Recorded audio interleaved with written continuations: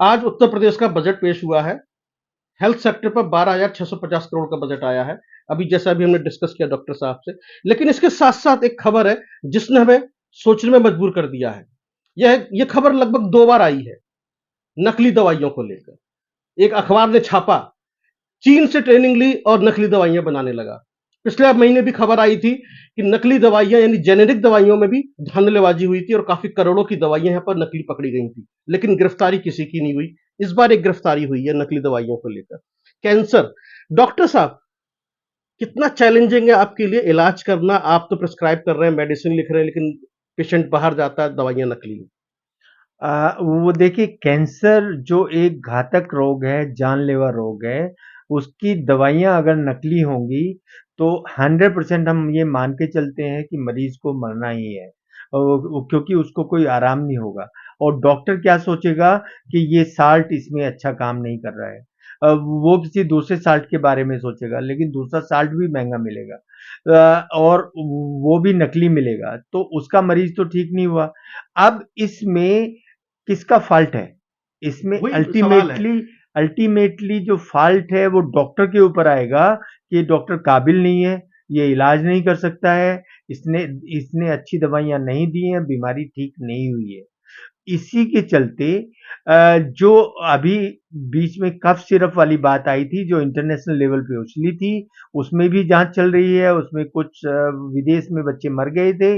अब इंटरनेशनल छवि तो खराब हो ही रही है, उसके साथ-साथ जो ये वाली बात है कैंसर वाली, इसमें भी इंटरनेशनल छवि इसलिए खराब होगी कि अगर हम छोटे-छोटे कैंसर को ठीक नहीं कर पाएँगे, तो इम्यूनोथेरेपी जो बहुत महँगी थेरेपी होती है, उसको भारत कैसे कर पाएगा?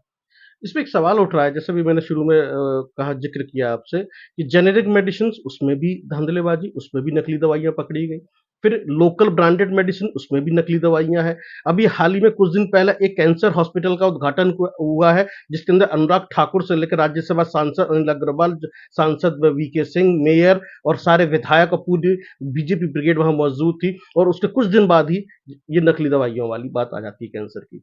तो ये कितना चैलेंजिंग है और गाजियाबाद के अंदर किस तरह का तंत्र विकसित है जिसके अंदर इस तरह की दवाइयां बन रही हैं और बहुत धड़ल्ले से बिक भी रही हैं मेडिकल स्टोर पर। अ, इस बारे में जो मैं फॉल्ट मानता हूँ, जो हमारे जनप्रतिनिधि हैं, उन्होंने क्या जो एडमिनिस्ट्रेशन है उससे कभी इस बारे में मीटिंग होती है कि हमारा जो ये है स्वास्थ्य प्रक्रिया वो कैसी चल रही है। हमारे उप सीएम आते हैं और आके मॉर्चरी को देख के चले जाते हैं। उनको कहाँ कौन सी फैक्ट्री चल रही है, हमारे अस्पताल में बिजली है नहीं है, उससे कोई मतलब नहीं है, उससे कोई ताल्लुक नहीं है। वो आएंगे, किसी को सर्दी लग रही है तो जैकेट उड़ा देंगे उसको, अपनी जैकेट उसको देके चले जाएँगे। ये इस तरीके से इलाज नहीं होता है। इलाज तो इलाज के तरीके से होगा, उसमें कुछ ज़िम्मेदार डॉक्टर होने चाहिए, कुछ ज़िम्मेदार अधिकारी होने चाहिए, कुछ ज़िम्मेदार जनप्रतिनिधि होने चाहिए। अगर ये सब कॉम्बिनेशन नहीं बनेगा, तो ये उद्घाटन करना और फिर ये लोगों को दिखाना इतने अस्पताल हमने बना दिए हैं, जबकि कोई प्राइवेट ऑर्गेनाइज़ेशन अस्पताल को बना रही है, तो ये सब आईवाश है और ये आईवाश अगले इनके इलेक्शन में काम आने वाला है। इसलिए जितने भी उद्घाटन हो रहे हैं ये कोई और अस्पताल बनाए और ये हरी झंडी दिखाएँ कि हमने इतने अस्पताल बना दिए। तो जिस तरीके से डॉक्टर साहब ने कहा अभी कि यदि आप जीवित रहना चाहते हैं, हेल्दी तो बहुत दूर की बात हो गई, जीवित रहना चाहते हैं, तो आपको ऐसी दवाइयां खरीदनी पड़ेंगी जिन पर आप भरोसा कर सकें, जो नकली ना हो। और असली और नकली दवाइयों की पहचान आपकी बस में यदि है तो आप भाग्यशाली हैं, यदि नहीं है तो आपका जीवन राम भरोसे या फिर ऊपर वाले के भरोसे है। ऐसे में डॉक्टर के लिए भी चैलेंजिंग हो जाता है कि किस तरीके से वो जो है आपको प्रिस्क्राइब करे या किस तरह की दवाइयां लिखे। तो अगर आप जीवित रहना चाहते हैं, हेल्दी रहना चाहते हैं, तो आपको इसके खिलाफ भी एक आवाज़ उठानी पड़ेगी। नकली दवाइयों से बचने के लिए मुहिम चलानी पड़ेगी। बहुत-बहुत धन्यवाद। देखते रहिए आप डेमोक्रेसी मॉनिटर।